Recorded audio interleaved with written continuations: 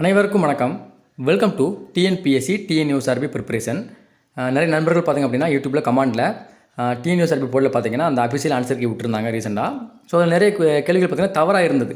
அதை எப்படி கிளைம் பண்ணுறது, அதாவது அவங்களுக்கு அதை தெரியப்படுத்தி அது தவறாக உள்ளது, அதுக்கு ஒரு மதிப்பெண்கள் கொடுங்கன்னு சொல்லி எப்படி கிளைம் பண்ணுறதுன்னு சொல்லி நிறைய நண்பர்கள் கேட்டிருந்தீங்க. அது எப்படின்னு சொல்லி தெரியலன்னு சொல்லி நிறைய பேர் கேட்டிருந்தது மட்டும் இல்லாமல் அதுக்கு வீடியோ போடுங்கன்னு கூட நிறைய பேர் சொல்லியிருந்தீங்க. இப்போ நீங்கள் எஸ்எஸ்சி அந்த மாதிரி ஆன்லைன் எக்ஸாம் எடுத்துன்னு வச்சுக்கோங்களேன், உங்களுக்கு ஆன்லைன்லேயே பார்த்தீங்கன்னா அந்த கொஸ்டினுக்கு பார்த்தீங்கன்னா அப்ஜெக்ஷன் ரைஸ் பண்ண ஆப்ஷன் ஒரு டைம் கொடுப்பாங்க. அதாவது அதுக்கு தனியாக லிங்க் கொடுத்து இந்த கொஸ்டின் தவறாக இருக்குது அப்படின்னு சொல்லி அதுக்கான ப்ரூஃப் எல்லாமே கொடுக்க சொல்லி ஒரு ஆன்லைன் விண்டோ வந்து பார்த்திங்கன்னா ஓப்பன் பண்ண சொல்லுவாங்க ஒரு சில எக்ஸாமுக்கு. ஆனால் அந்த டிஎன்யூஎஸ்ஆர்பி போர்டு வந்து பார்த்திங்கன்னா உங்களுக்கு ஆன்லைனில் கிடையாது, அவங்களுக்கு வந்து பார்த்திங்கன்னா லெட்டர், அதாவது கடிதம் மூலம் தான் அந்த கொஸ்டின் வந்து தெரியப்படுத்த முடியும். இந்த ஒரு கொஸ்டின் வந்து தவறு, இது வந்து இதுக்கான சரியான விடை இது அப்படின்னு சொல்லி உங்களுக்கு கடிதம், அதாவது ஒரு கடிதம் எழுதி அதில் ப்ரூஃப் எல்லாம், அதாவது அதற்கான சாட்சிகள் எல்லாம் கொடுத்து அந்த போர்டுக்கு அனுப்பி தான் இது அதுக்கான அந்த சரியான ஆன்சரை நம்ம வந்து கிளைம் பண்ண முடியும். அது எப்படி அப்படிங்கிறது இந்த வீடியோ நம்ம டீட்டெயிலாக பார்க்கலாம். சரியா? லெட்டர் எப்படி எழுதுன்னு சொல்லி நிறைய பேருக்கு தெரியாமல் இருந்தது. அந்த வீடியோ நான் லெட்டர் எப்படி எழுதுன்னு சொல்லி இதில் கொடுத்துட்றேன். மேக்ஸிமம் எனக்கு இந்த ஒரு மார்க் நீங்கள் கிரேஸ் மார்க் வேணும் அப்படின்னா எல்லாருமே இதை பண்ணுங்கள். ஒரு 10 ரூபா செலவுலைங்க பிரச்சனை இல்லை. ஓகே, 10 ரூபா செலவழித்து உங்களுக்கு ஒரு மார்க் கிடைக்குது, அதில் உங்கள் வாழ்க்கையை தரம் உயரும். ஓகேவா? மேக்ஸிமம் எல்லாருக்கும் 62 மார்க் இருக்கும், 63 மார்க் இருக்கும், 60 மார்க் இருக்கும். அவங்களால ஒரு மார்க் கிடைச்சிச்சுன்னா என்னது எல்லாருக்கும் என்னது ஒரு மார்க் அதிகம் தானப்பா. உங்களுக்கும் அது நல்லது தான், எல்லாருக்குமே நல்லது தான். சரியா? அதனால் என்னது மேக்ஸிமம் இதை ட்ரை பண்ணி பாருங்கள் எல்லாருமே. நானும் என்னுடைய சைட்லேருந்து முடிஞ்ச பட்சம் ஒரு சில கேள்விகளுக்கு நான் சொல்லி கொடுத்துருக்குறேன், அதை நான் அனுப்பி வைக்கிறேன். சரியா? அது எப்படி எழுதணும் அப்படிங்கிறது நான் வந்து டீட்டெயிலாக உங்களுக்கு சொல்லிடுறேன். ஸோ வாங்க நம்ம இந்த வீடியோவில் நம்ம டீட்டெயிலாக பார்க்கலாம் எப்படி என்ன பண்ணணும் யாது பண்ணணும்னு சொல்லிட்டு. முதல்ல தமிழ்நாடு நீங்கள் டைப் பண்ணாலும் ஓகே தான், கையால் எழுதினாலும் ஓகே தான்ப்பா. ஓகேவா? ஸோ அதை நான் டைப் தான் பண்ணணும், நீங்கள் கை தான் எழுதணும், சாரி கையால் தான் எழுதக்கூடாது அப்படின்னு எதுவும் கிடையாது. நீங்கள் கைட்டு எழுதினாலும் ஓகே தான், இல்லை 10 ரூபா கொடுத்து கம்ப்யூட்டர் சென்டரில் போய்ட்டு டைப் பண்ணாலும் ஓகே தான். இல்லை உங்கள்கிட்ட லேப்டாப் இருக்குன்னா நீங்களே என்னது கைப்பட டைப் பண்ணிக்கலாம். ஓகே, டைப்பிங் படிச்சிருப்பீங்க மேக்ஸிமம் நிறைய பேர். அவங்க நீங்கள் வந்து கையிலே வீட்டிலே டைப் பண்ணி அந்த லெட்டர் எழுதிக்கலாம். முதல்ல மேலே வந்து ஹெட்டிங் கொடுத்துக்கோங்க. என்னென்னு பார்த்திங்க அப்படின்னா, தமிழ்நாடு 2ஆம் நிலை காவலர் தேர்வு 2023 மாறுபட்ட வினா விடைகளுக்கு முறையீடு செய்தல். அதாவது அந்த தவறாக உள்ள வினாக்களுக்கு பார்த்திங்கன்னா முறையீடு செஞ்சு ஒரு மார்க் வாங்க போகிறோம், அதாவது கிளைம் பண்ண போகிறோம்னு சொல்லி அர்த்தம் எழுதிக்கோங்க மேலே. அவ்வளோதான், இதுதான் முதல்ல எழுதக்கூடியது. அடுத்து அனுப்புனரில் உங்களுடைய பெயர், உங்கள் பேர் குமார்னு இருந்தால் குமார்னு எழுதிக்கோங்க. உங்களுடைய கதவு எண், உங்களுடைய அட்ரஸ் எல்லாமே எழுதிக்கோங்க. ஓகே, உங்களுடைய மாவட்டம், அடுத்து உங்களுடைய கிராமம், அடுத்து என்னது உங்களுடைய வட்டம், தாலுக்கா, போஸ்ட் எல்லாமே டீட்டெயிலாக கொடுத்துக்கோங்க. உங்கள் அட்ரஸ் மட்டும் கொடுத்துக்கோங்க, ரொம்பலாம் எழுத வேண்டாம். ஓகே, அட்ரஸ் மேக்ஸிமம் வீட்டு நம்பர், தெரு எண், வீட்டு நம்பர், அடுத்து பார்த்திங்கன்னா தெரு பெயர், அடுத்து உங்களோட கிராமம், அடுத்து மாவட்டம், அடுத்து பின்கோடு, இது மட்டும் நீங்கள் எழுதிக்கோங்க. அடுத்து பெறுநரில் நீங்கள் யார் எழுதணும் பார்த்திங்க அப்படின்னா, தமிழ்நாடு சீருடை பணியாளர் தேர்வு வாரியம், பழைய காவலர் ஆணையர் அலுவலக வளாகம், பாந்தியன் சாலை, எழும்பூர், சென்னை 6,08,000. இந்த மாதிரி நீங்கள் வந்து இந்த அட்ரஸ் எழுதிக்கோங்க. இந்த இதுக்கான பிடிஎஃப் வந்து நான் டெலிகிராம் சேனலில் கொடுக்குறேன். அடுத்து அந்த டெலிகிராம் சேனல் லிங்க் பார்த்தீங்கன்னா இந்த வீடியோக்கு கீழே டிஸ்கிரிப்ஷன் கொடுக்குறேன். ஜாயின் பண்ணி அதை டவுன்லோட் எடுத்து பிரிண்ட் எடுத்து நீங்கள் வந்து யூஸ் பண்ணிக்கோங்க. சரியா? இது அப்படி கூட நீங்கள் பிரிண்ட் எடுத்துக்கலாம்பா, ஒன்றும் பிரச்சனை இல்லை. இதில் முதல் பேஜ் வந்து நீங்கள் பிரிண்ட் எடுத்துக்கோங்க, பிரச்சனை இல்லை. 2ஆம் பேஜ் வந்து பார்த்தீங்கன்னா கொஞ்சம் மாறும், அதை மட்டும் நீங்கள் வந்து தனியாக டைப் பண்ணுற மாதிரி இருக்கும், தனியாக எழுதிக்கோங்க. ஓகேவா? ஸோ இப்போ பெறுநர் யாரை போட போகிறீங்க? தமிழ்நாடு சீருடை பணியாளர் தேர்வு வாரியம், பழைய காவலர் ஆணையர் அலுவலக வளாகம், பாந்தியன் சாலை, எழும்பூர், சென்னை 6,08,000. இதை நீங்கள் பெறுநரில் போட்டுக்கோங்க. அடுத்து மதிப்பிற்குரியர் அப்படின்னு சொல்லி போட்டுட்டு என்ன போகிறீங்க? நான் கடந்த 10/12/2023, அதாவது அந்த எக்ஸாம் டேட்டை வந்து நீங்கள் மென்ஷன் பண்ணிக்கோங்க. அன்று நடைபெற்ற 2ஆம் நிலை காவலர் எழுத்துத் தேர்வில் கலந்து கொண்டேன். அதில் எனக்கு அப்படின்னா இப்போ எனக்கு வந்து நான் எக்ஸாம் எழுத போகல, என்னோடய ஃப்ரெண்டு போனார், அவருக்கு பார்த்தீங்கன்னா சி டைப் கிடச்சிது, டி டைப் கிடச்சி, நிறைய பேர் நிறைய கிடச்சிருக்கும். ஓகேவா? ABCD இந்த 4 டைப் கொஸ்டின் டைப் இருக்குது. அதில் நீங்கள் என்ன கொஸ்டின் உங்களுக்கு வந்ததோ அந்த கொஸ்டின் டைப்பை இதில் மென்ஷன் பண்ணிக்கோங்க. இந்த டேஷ் போட்டு ரெட் டேஷ் இது வந்து ஒன்றுது உங்களுடைய கொஸ்டின் டைப் வந்து நீங்கள் வந்து மென்ஷன் பண்ணிக்கோங்க. சப்போஸ் உங்களுக்கு ஏவாக இருக்கலாம், ஏவாக இருந்தால் என்னது நீங்கள் வந்து ஏன்னு மென்ஷன் பண்ணிக்கோங்க, பிஆர் இருந்தால் பின்னு மென்ஷன் பண்ணிக்கோங்க, சிஆர் இருந்தால் சின்னு போட்டுக்கோங்க, டி இருந்தால் டின்னு போட்டுக்கோங்க. அதை மென்ஷன் பண்ணிடுங்க. அந்த டி இப்போ எனக்கு வந்து ஏ வந்திருக்கு வச்சுக்கோங்களேன். அதில் எனக்கு ஏ வகை வினாத்தாள் வழங்கப்பட்டது. பின்னர் அதற்கான தற்காலிக விடை, அதாவது என்னது அஃபிஷியல் ஆன்சர் கீயை டெம்பரரி ஆன்சர் கீன்னு சொல்லுவாங்க, அது வந்து வெளியிட்டிருந்தாங்க. எப்போ? 12/12/2023 அன்று தமிழ்நாடு சீருடை பணியாளர் தேர்வு குழுமத்தால் வெளியிடப்பட்டது. அந்த அஃபிஷியல் ஆன்சர் கீ வெளியிட்டாங்க. அதில் கொடுக்கப்பட்டுள்ள முதல்நிலை விடை குறிப்புகளில், அதாவது முதல்ல டெம்பரரியான ஆன்சர் கீழே ஒரு சில தவறான விடைகள் உள்ளதால் அதற்கு தகுந்த ஆதாரத்துடன் முறையிடுகிறேன். அதனை தாங்கள் பரிசீலித்து தகுந்த மதிப்பெண் வழங்குமாறு கேட்டுக்கொள்கிறேன். ஸோ ராங்காக உள்ள அந்த கொஸ்டினுக்கு எனக்கு என்னது மதிப்பெண்கள் தாங்க, எனக்குன்னு இல்லை எல்லாத்துக்குமே பொதுவாக எல்லாத்துக்கும் ஆன்சர் விடை கொடுங்கன்னு சொல்லிட்டு அதை நம்ம கேட்குற மாதிரி எழுதியிருக்கோம். அவ்வளோதான். ஸோ அப்போ இந்த கண்டென்ட்டுக்கு ரொம்ப முக்கியமான கண்டென்ட். இதில் ஒன்று தான் நீங்கள் எழுத போகிறீங்க. என்ன எழுத போகிறீங்க? உங்களுடைய கொஸ்டின் டைப் ABCD இதில் ஏதோ ஒன்று உங்களுக்கு வந்ததை எழுத போகிறீங்க. அவ்வளோதான். மற்றபடி அப்படியே இருக்கட்டும், நீங்கள் எதுவுமே மாற்ற வேண்டாம். பிரிண்ட் எடுத்தீங்கன்னா அப்படியே எடுத்துக்கோங்க, ஒன்றும் பிரச்சனை இல்லை. சரியா? அடுத்து இந்த 2வது பேஜ் தான் ரொம்ப முக்கியம். ஓகேவா? இதில் இந்த வினா வந்து எல்லாருமே நீங்கள் வந்து கிளைம் பண்ணுங்கள். சரியா? எல்லாருமே கிளைம் பண்ணால் ஆட்டோமேட்டிக் கிளைம் ஆகும். ஏன்னா இது வந்து ஒரு மேக்ஸிமம் 99% தப்பான ஒரு கேள்வி தான். இதுக்கு எந்த ஒரு விளக்கமும் கொடுக்க முடியாது. ஓகேவா? ஸோ முதல்ல வினா என்னன்னு போட்டு உங்களுடைய அந்த கொஸ்டின் என்ன டைப்புன்னு பாருங்கள். உங்களுக்கு சீன் இருந்தால் அதில் ஒரு கொஸ்டின் நம்பர் இருக்கும். இப்போ டீன்னு இருந்தால் அதில் ஒரு கொஸ்டின் கேட்டிருப்பாங்க. ஏன்னு இருந்தால் அதில் ஒரு கொஸ்டின் இருக்கும். பீன்னு இருந்தால் அதில் ஒரு கொஸ்டின் இருக்கும். ஓகேவா? ஸோ அப்போ அந்த கொஸ்டின் உங்கள் கொஸ்டினில் என்ன நம்பர் இருக்கோ அதை நீங்கள் வந்து மேலே போட்டுக்கோங்க. இப்போ எனக்கு ஏ டைப்னு வச்சுக்கோங்க. ஏ டைப்பில் இது வந்து பார்த்தீங்கன்னா 48வது கொஸ்டின் இருக்குன்னு வச்சுக்கோங்க. நான் 48ன்னு எழுதிக்கணும். அவ்வளோதான். உங்களுக்கு 50லேருந்து 50 எழுதிக்கோங்க. 45லேருந்து 45 எழுதிக்கோங்க. 60லேருந்து 60 எழுதிக்கோங்க. அது உங்களுடைய கொஸ்டின் என்ன நம்பரில் இருக்கோ அதை நீங்கள் எழுதிக்கோங்க. ஓகே? அந்த குடும்ப கணக்கு எல்லாரும் கிடச்சிடும். மேக்ஸிமம் இதுக்கு வந்து கிரேஸ் நம்பர் ஒரு மார்க் கிடச்சிரும்பா. சரியா? அந்த முதல் கணக்கை நீங்கள் எழுதிக்கோங்க. குடும்பத்தார் கொடுக்கும் மாத வீட்டு வாடகை எவ்வளவு? இதில் பார்த்தீங்கன்னா எந்த ஒரு தொகையும் கொடுக்காம நமக்கு வீட்டு வாடகை கேட்டிருக்காங்க. கண்டுபிடிச்சால் அது ஆப்ஷனில் எதுவுமே வராது. முதல்ல கொடுத்துருக்க தொகை கண்டுபிடிச்சிங்கன்னா உங்களுக்கு 575 வரும். இரண்டாவது கொடுக்கப்பட்ட தொகை கண்டுபிடிச்சிங்க அப்படின்னா 1700 வரும். இந்த ரெண்டுமே பார்த்தீங்கன்னா ஆப்ஷனில் இல்லை. ஸோ அப்போ இது கட்டாயம் கிரேஸ் மார்க் கொடுக்கணும். அதுக்கான விளக்கத்தை நம்ம கீழே கொடுக்கணும். என்ன விளக்கம் கீழே கொடுக்கணும் பாருங்கள். இந்த வினாவிற்கு மொத்த தொகை கொடுக்காமலேயே வீட்டு வாடகை கேட்கப்பட்டுள்ளது. ஏன்னா மேலே உள்ள 2 கணக்கு பார்த்தீங்கன்னா முதல் கணக்குக்கு 2300 கொடுத்துருப்பாங்க. அதுக்கு கீழே பார்த்தீங்கன்னா 6800 கொடுத்துருப்பாங்க. அதை வச்சு நம்ம கண்டுபிடிச்சி போட்டுருவோம். ஆனால் அந்த கணக்கில் மொத்த தொகை எதுவுமே கொடுக்காமல என்னது வீட்டு வாடகை கேட்குறாங்க. அப்போ இதுக்கு வராது. அதை நீங்கள் முதல்ல மென்ஷன் பண்ணிடணும். இந்த வினாவிற்கு மொத்த தொகை கொடுக்காமலேயே வீட்டு வாடகை கேட்கப்பட்டுள்ளது. இந்த கேள்விக்கு முன்பு உள்ள இரு வினாக்களில் இருந்தும் மொத்த தொகையை வைத்து 25% கண்டுபிடித்தாலும் தரப்பட்டுள்ள விடைகளில் எதுவும் பொருந்தவில்லை. நான் சொன்னேன் இல்லையா? முதல்ல நீங்கள் 2300க்கு 25% கண்டுபிடிச்சிங்கன்னா உங்களுக்கு வந்து பார்த்தீங்கன்னா 575 வரும். 575 ஆப்ஷன்லேயே இல்லை. ரெண்டாவது 6800க்கு 25% கண்டுபிடிச்சிங்கன்னா அதுக்கு வந்து பார்த்தீங்கன்னா 1700 வரும். 1700 ஆப்ஷனில் இல்லை. ஸோ அதை மென்ஷன் பண்ணியிருக்காங்க. எனவே குழப்பமான இந்த வினாவிற்கு அனைத்தும் சரி என குறிப்பிட்டு இதற்கான மதிப்பெண்களை தர வேண்டும். ஓகேவா? அப்போ மேக்ஸிமம் எல்லாருமே ஒரு ஆன்சரை போட்டிருப்பீங்க. இப்போ நான் வந்து 550 போட்டிருக்கேன். ஃப்ரெண்டு வந்து பார்த்தீங்கன்னா 400 போட்டிருக்காரு. நீங்கள் வந்து 462 போட்டிருப்பீங்க. என்ன தான் டி போட்டு சரியாக இருந்தாலும் கூட மற்றவங்களுக்கு தப்பு தானே அது. ஸோ ஆன்சர் வராது. அப்போது இதுக்கு வந்து என்னது எல்லாத்துக்கும் ஆப்ஷன் ஏ பிசிடி இந்த 4 ஆப்ஷன்களுக்கு என்னது விடை தர சொல்லி நம்ம வந்து வேண்டுகிறோம். இது முதல் கேள்விக்கான முடிஞ்சது.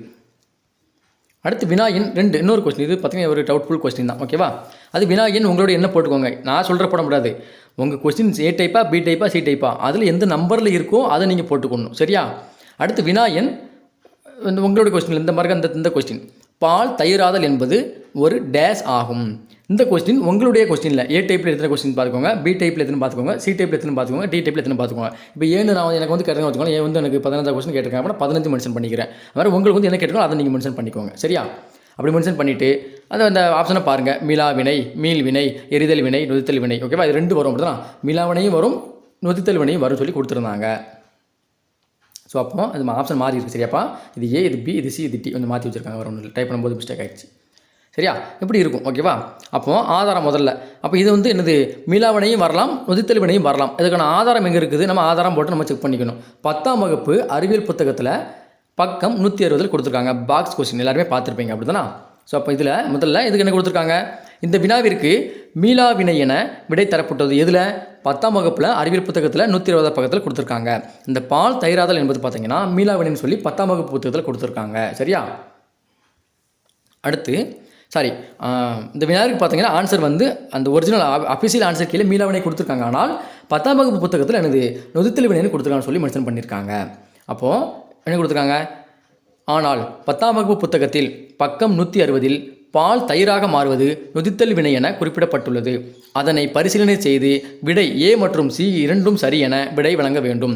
ஒரு புக்கில் மீளா வினைன்னு கொடுத்துருக்காங்க, 10ஆம் வகுப்பில் நொதித்தல் வினைன்னு கொடுத்துருக்காங்க. ஸோ அப்போ ஏ மற்றும் சி வந்து கரெக்டுன்னு சொல்லி எனது சரியான விடை கொடுக்குமாறு வேண்டிக்கொள்கிறேன். இது வந்து இந்த கொஸ்டினுக்கான இந்த விளக்கம். ஆதாரம் கொடுக்கணும். நம்ம ஆதாரம் முக்கியமாக ஆதாரம் வந்து அவங்க செக் பண்ணி பார்ப்பாங்க. 10ஆம் வகுப்பில் அறிவியல் புக்கில் 120வது பேஜில் நீங்கள் பார்க்கணும் அப்படின்னு சொல்லி மென்ஷன் பண்ணிடணும். அது எந்த புத்தகமாக இருந்தாலும் அதை அப்படியே மென்ஷன் பண்ணிடணும். மேக்ஸிமம் வந்து பார்த்திங்க அப்படின்னா அந்த புத்தகத்தை நீங்கள் பிரிண்ட்னு சொல்ல முடியாது, ஒரு ஜெராக்ஸ் எடுத்து இதை அட்டாச் பண்ணிங்கன்னா ரொம்ப உங்களுக்கு சேஃபாக இருக்கும். கட்டாயம் அந்த சதவீதம் அந்த மார்க் வந்து கொடுத்துருவாங்க, கிளைம் பண்ணிடலாம். அதான் சொல்கிறேன். அடுத்து இது பார்த்திங்கன்னா 6ஆம் வகுப்பில் வந்து மாற்றி கொடுத்துருப்பாங்க. அந்த உங்களுக்கு தெரியுமா பாக்ஸ் கொஸ்டினில் ஈஸ்ட் என்பது பூஞ்சை வகுப்பை சார்ந்த ஒரு செல் நுண்ணுயிரி ஆகும். பெரிய சிக்கலான கரிம வினைகளில் பூஞ்சைகளில் உள்ள நொதியானது வினைவேக மாற்றியாக செயல்படுகிறது. நொதிகள் மூலமாக சிக்கலான கரிம சேர்மங்களில் பொதுவாக வேதிவினை நிகழ்ந்து எளிய மூலக்கூறுகள் உருவாவதே நொதித்தல் எனப்படும். ஸோ எடுத்துக்காட்டுக்கு பார்த்தீங்கன்னா கொடுத்துருக்காங்க 10ஆம் வகுப்பு பாக்ஸ் கொஸ்டினில் கொடுத்த கொஸ்டின் இது வந்து. ஓகேவா? 10ஆம் வகுப்பு பாக்ஸ் கொஸ்டின் இருக்கும் உங்களுக்கு தெரியுமா அப்படிங்கிற கொஸ்டின் நான் டெலிகிராமில் அப்டேட் பண்ணியிருந்தேன், நீங்கள் பார்த்துட்டு தெரிஞ்சிருக்கும். அதுக்கு எடுத்துக்காட்டு என்ன கொடுத்துருப்பாங்க, பால் தயிராக மாறுதல். அப்போது இந்த பாக்ஸ் கொஸ்டின் ஃபுல்லாகவே பார்த்திங்க அப்படின்னா நொதித்தல் கொடுத்துருக்காங்க. ஆனால் அதுக்கு எடுத்துக்காட்டு பார்த்தீங்கன்னா பால் தயிராக மாறுதல் கொடுத்துருக்காங்க. அப்போ இந்த கொஸ்டின் என்ன தான் வரலாம், கட்டாயம் நொதித்தல் தான் வரணும். ஒருவேளை புத்தகம் எடுத்தவங்க தப்பு பண்ணியிருந்தாங்கன்னா அது அவங்களோட தப்பு. சரியா? நொதித்தல் ஈஸ்ட் அப்படிங்கிறது பார்த்தீங்கன்னா பாலில் பயன்படுவாங்க, பால் பயன்படாது அப்படின்னு சொன்னப்போ ஈஸ்ட் வந்து வராது. லாக்டோபேசிலஸ் அப்படிங்கிற பாக்டீரியா தான் பார்த்திங்க அப்படின்னா பாலை வந்து தயிராக மாற்றமாக படிச்சிருப்போம் ஆல்ரெடி. இந்த ஈஸ்ட் எங்கே தான் பயன்படும், ஈஸ்ட் வந்து மேக்ஸிமம் பார்த்திங்க அப்படின்னா எங்கள் ரொட்டி தயாரிப்பில், அதுக்கடுத்து பார்த்திங்கன்னா பீர் தயாரிக்கிறதுல பயன்படும் ஈஸ்ட் வந்து. நான் படித்த வரைக்கும் படிச்சிருக்கிறேன். ஆனால் புக்கில் கொடுத்துருக்காங்க, இதுக்கு நீங்கள் 1 மார்க் கட்டாயம் வாங்கிக்கலாம். கட்டாயம் கிளைம் ஆகிரும். நீங்கள் நொதித்தல் போட்டாலும் வைக்க தான், மீள்வினை போட்டாலும் வைக்க தான் 1 மார்க் கிடச்சிடும், பயப்பட வேண்டாம். சரியா? இது பார்த்திங்கன்னா 10ஆம் வகுப்பில் அந்த புத்தகத்தில் உள்ளது, அதை மென்ஷன் பண்ணியிருக்காங்க. அடுத்த கொஸ்டின் அடுத்து பார்த்தீங்க அப்படின்னா இது வந்து இந்த சோற்றுக்கற்றாழை கொஸ்டின். ஓகேவா? இதுவும் கிரேஸ் மார்க்கு கிளைம் ஆக சான்சஸ் இருக்குது, கொஞ்சம் பார்ப்போம். வினாயன் என்ன, அதே மாதிரி உங்களுக்கு ABCD இதில் எத்தனாவது கொஸ்டின் அந்த சோற்றுக்கற்றாழை கொஸ்டின் கேட்டிருந்தாங்களோ அதை நீங்கள் மென்ஷன் பண்ணிக்கோங்க. இப்போ எனக்கு 20 நான் 20 போட்டுருக்கேன், உங்களுக்கு 30 போட்டுக்கோங்க, 40 போட்டுக்கோங்க. சோற்றுக்கற்றாழை இலைகள் டேஸை குணப்படுத்த பயன்படுகிறது. தோல் எரிச்சல், சளி, கிருமி நாசினி, மூச்சுக்குழாய் அலர்ச்சி, இந்த மாதிரி கொடுத்துருந்தாங்க. நான் ஒரு பாக்ஸ் கொஸ்டின் போட்டிருந்தேன். அதில் பார்த்தீங்க அப்படின்னா 9th இருக்க அந்த பாக்ஸ் கொஸ்டின் அதில் பார்த்தீங்கன்னா சோற்றுக்கற்றாழை வந்து பார்த்தீங்கன்னா தோல் புற்றுநோயை தான் பயன்படுத்த சொல்லி போட்டிருக்காங்க. மற்ற எதுவுமே இல்லை. கிருமிநாசினம் பயன்படாது, சளிக்கு பயன்படாது, மூச்சுக்குழாய் அலர்ச்சி பயன்படாது, தோல் எரிச்சலுக்கு பயன்படாது. தோல் உருவாக்கக்கூடிய அந்த புற்றுநோய் வந்து பார்த்தீங்கன்னா சரியாக இந்த சோற்றுக்கற்றாழை இலைகள் பயன்படும் சொல்லி அந்த பாக்ஸ் கொஸ்டின் கொடுத்துருந்தாங்க. 9th இருக்குது. நான் ஆல்ரெடி பாக்ஸ் கொஸ்டின் போட்டிருக்க, செக் பண்ணி பாருங்கள். இதுக்கு பாருங்கள், இந்த வினாவிற்கு தோல் எரிச்சல் என்பது விடையாக கொடுக்கப்பட்டுள்ளது. அந்த TNUSRB போர்டு வெளியிட்ட அந்த ஆன்சர் கீழே அவங்க ஆன்சர் கொடுத்தது என்னது, தோல் எரிச்சல் வந்து கொடுத்துருந்தாங்க. ஆனால் 7ஆம் வகுப்பு புத்தகத்தில் பக்கம் 89இல் சோற்றுக்கற்றாழை கிருமி நாசினியாகவும் பயன்படுவதாக குறிப்பிடப்பட்டுள்ளது. ஆகவே வினாவிற்கு மற்றும் C குறிப்பிடுமாறு கேட்டுக்கொள்கிறேன். ஸோ அப்போ ஒன்று போட்டிருக்கணும், தோல் எரிச்சல், அதுக்கு இல்லைனா கிருமி நாசினி, இது 2ல் ஏதாவது போட்டிருக்கணும். அதுக்கான ஆன்சரை வந்து கொடுத்துருவாங்க. அதுக்கு என்ன ஆதாரம் கொடுத்துருக்காங்க, 7ஆம் வகுப்பு புத்தகத்தில் உள்ள பக்கம் 89இல் கொடுத்துருக்காங்க. சரியா? 7ஆம் வகுப்பு பக்கம் 89, இந்த மாதிரி அந்த பக்கத்தையும் மென்ஷன் பண்ணிடணும். எந்த வகுப்பு புத்தகத்தோ அதையும் மென்ஷன் பண்ணிடணும். 10ஆம் வகுப்பு வரைக்கும் தான் எடுத்துக்கணும். ஏன்னா உங்கள் சிலபஸில் கொடுத்துருக்கு 10ஆம் வகுப்பு. இதுக்கு போயிட்டு நீங்கள் 12ஆம் வகுப்பு 11ஆம் வகுப்பு வேறு மெட்டீரியலுக்கு கொடுக்கக்கூடாது. பள்ளி பாடப்புத்தகத்தில் என்ன இருக்கோ அதை மட்டும் தான் நீங்கள் ஆதாரமாக கொடுக்கணும். நான் வந்து சுறா கைடு வாங்கினேன், கணியன் கைடு வாங்கினேன், அதில் கொடுத்துருன்னு சொல்லி யாரும் போயிடாதீங்கப்பா, அங்கே மார்க் கொடுக்க மாட்டாங்க. ஓகேவா? நல்லா அண்டர்ஸ்டாண்ட் பண்ணிக்கணும். ஸ்கூல் புக்கில் பள்ளி பாடப்புத்தகத்தில் 6ல் இருந்து 10th வரைக்கும் உள்ள புத்தகங்கள் நீங்கள் பாருங்கள். அதுக்கு ஏதாவது நீங்கள் ஆதாரம் இருந்தால் கொடுங்க. மற்றபடி வேறு அகாடமியில் கொடுத்த மெட்டீரியல், வேறு தனியாக வாங்கி படிக்கும் மெட்டீரியல் இதில் இருந்துன்னு சொல்லி காமிச்சு நீங்கள் ப்ரூஃப்லாம் அனுப்ப மாட்டாங்க, அதை எடுத்துக்கிட மாட்டாங்க. ஓகேவா? ஸ்கூல் புக்கில் இருந்த மட்டும் தான் எடுத்துக்கிடுவாங்க. அதான் நான் சொன்னேன். அதே மாதிரி இன்டர்நெட்டில் ஆன்லைனில் சர்ச் பண்ணி அதை ஆன்சரை பண்ணிங்கன்னா அவங்க எடுத்துக்கொள்ள மாட்டாங்க.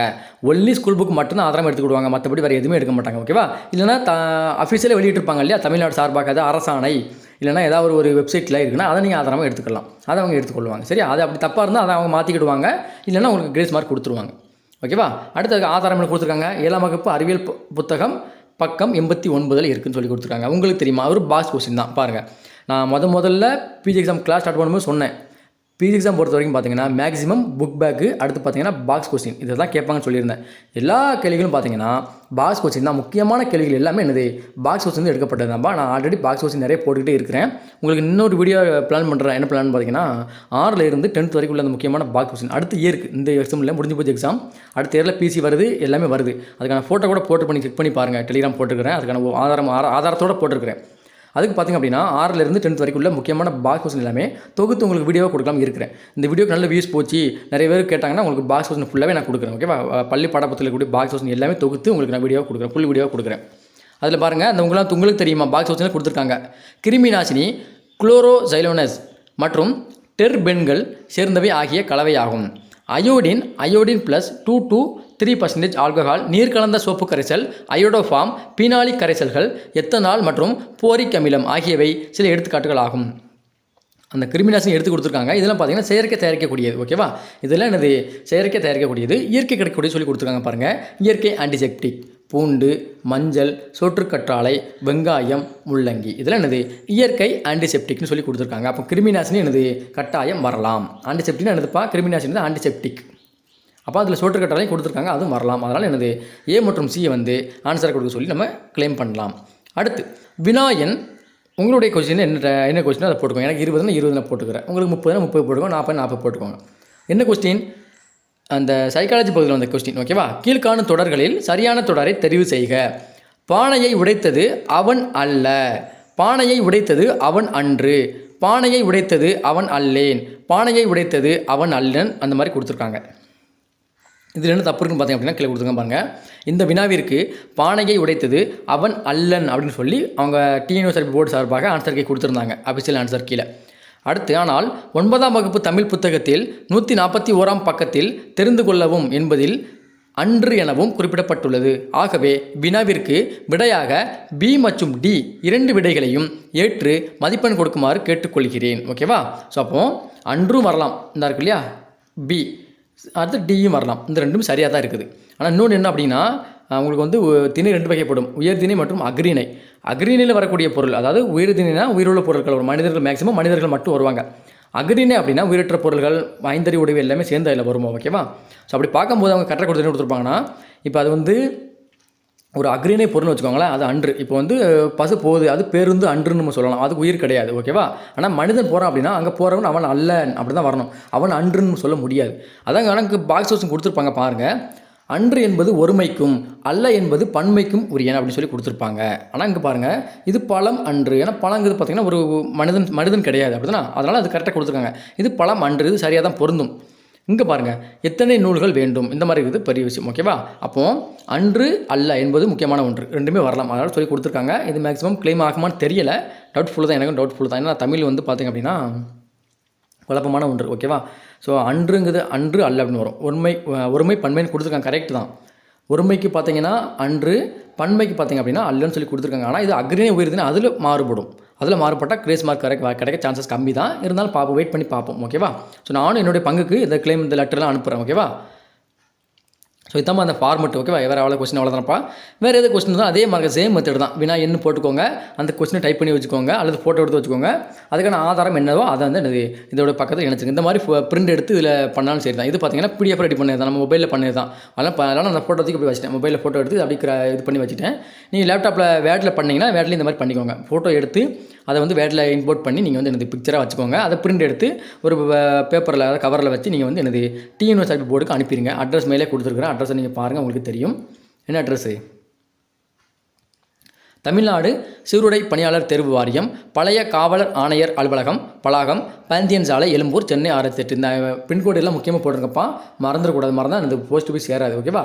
மேக்ஸிமம் 1 வீக்குள்ளே போய் சேர மாதிரி போடுங்க, அப்போ தான் ஆன்சருக்கு கரெக்டாக விட்டு உங்களுக்கு ரிசல்ட் சீக்கிரம் விடுவாங்க. ஓகேவா? ஸோ இதுதான் இது அந்த லெட்டர் ஃபார்மெட்டு. இந்த லெட்டர் ஃபார்மெட்டை நான் டெலிகிராம் சேனலில் கொடுக்குறேன். டெலிகிராம் சேனல் லிங்க் வந்து பார்த்தீங்கன்னா இந்த வீடியோ கீழே டிஸ்கிரிப்ஷன் இருக்கும். இதை நீங்கள் டவுன்லோட் பண்ணி பிரிண்ட் எடுத்து என்ன கொஸ்டின்லாம் இருக்கும் அந்த கொஸ்டின் பூரா நீங்கள் இது மட்டும் இல்லாமல் வேறு கொஸ்டின் தான் நீங்கள் டைப் பண்ணி இதே மெத்தடில் டைப் பண்ணி நீங்கள் வந்து அனுப்புங்க. ஓகேவா? ஸோ இந்த வீடியோ பிடிச்சது லைக் பண்ணுங்கள், ஷேர் பண்ணி கமெண்ட் பண்ணுங்கள். நம்ம சேனலை மறக்காமல் சப்ஸ்கிரைப் பண்ணிக்கோங்க. நன்றி, வணக்கம். அடுத்த வீடியோவில் சந்திக்கலாம்.